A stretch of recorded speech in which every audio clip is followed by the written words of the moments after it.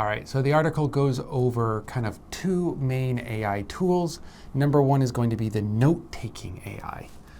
Basically what happens is you use this AI as like an assistant. You're like, hey, I'm gonna have this online meeting. Of course, it's not an in-person thing. I have an online meeting. Can you go there first, take some notes for me, and then I'll come at a later time, or maybe not come at all. And then the AI will take notes of what is being talked about in the meeting. And once you stop the AI and start listening, it'll send you those notes, or once the meeting is over, it'll send you the notes, and then you can review them later, or probably never, if we're being honest. All right, and that was the first one that they talked about in the article. The other one was called a referee. Now this one is a little bit more controversial, and basically what it does is it listens to people who are talking, and if they ramble on for more than 30 minutes or whatever preset time, the AI will kind of give them a little warning ding of like, can we move it along? It's like the guy in the front row that's like, that type of thing. Of course, this has been helpful for some people, but has met criticism a lot because, especially with the referee, no one wants to be told what to do by a computer or by a human. And maybe there are times where you do need to talk over 30 minutes, right? And so does someone have to set the AI depending on what you need to talk about at the moment? Probably not, which means if you do need to give a pep talk, or if you need to talk about something and explain it more, then you're going to get all these warnings from the AI, and you're like, look, I have to do it. Shut up. The other one is AI note-taking. I mean, you can imagine being a boss showing up to a meeting and everyone is an AI. That's what I thought. Everyone's just going to be on his own. Okay. Anyways, you know what? I'll just do this in an email. Bye. Anyways, so there has been a lot of criticism to it, and there's also like this sort of feeling of where's our humanity anymore? People do want this humanity to kind of stay in certain circles, in certain spaces, and one of those might be the workplace, and maybe even in meetings itself. So yeah, that's kind of the ideas behind the AI meeting tools. And then someday AI meeting tools can be an article, but not today. Not today. See if you can figure that one out. But before we get into that sort of complication, how do you feel about this? Like, you kind of laughed about everyone being AI at the beginning, but what do you feel about this note-taking business?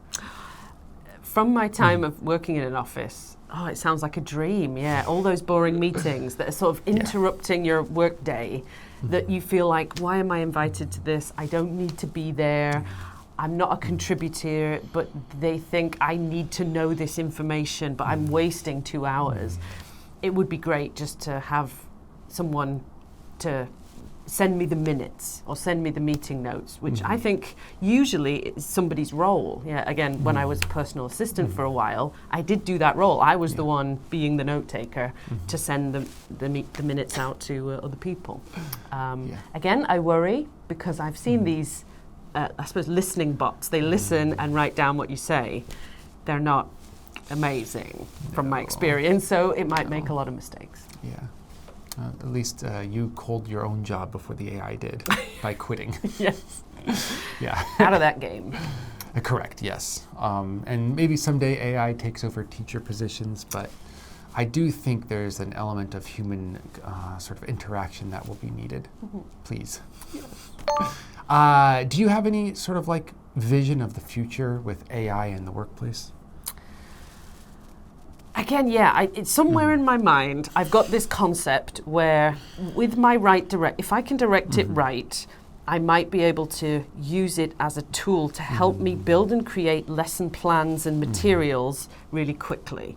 I've been teaching for so long now. I feel like I've got so many exercises for teaching, say present perfect, for example.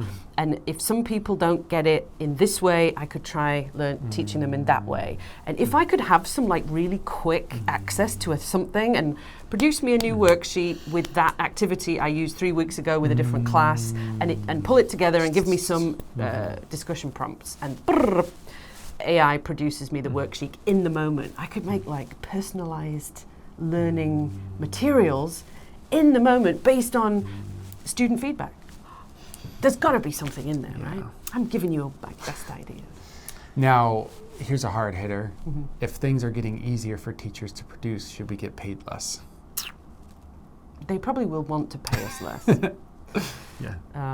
But the skill of operation, the AI, I'm sticking with this idea that AI is the tool and it needs a skilled operator to produce good results. If you just get a child to say, make me a lesson plan that's really good, AI is not going to know what to do, really. So I'm essential part of the process. And if you're essential, that means you should be paid a lot. Yes, absolutely. Yes. Well, let's stop rambling on and get into that vocabulary. Learn it, use it in your everyday conversations, in English, of course. And maybe if we ever see you on the street, you can give us a little pep talk. Make us happy. All right, guys, we'll see you next time. Bye.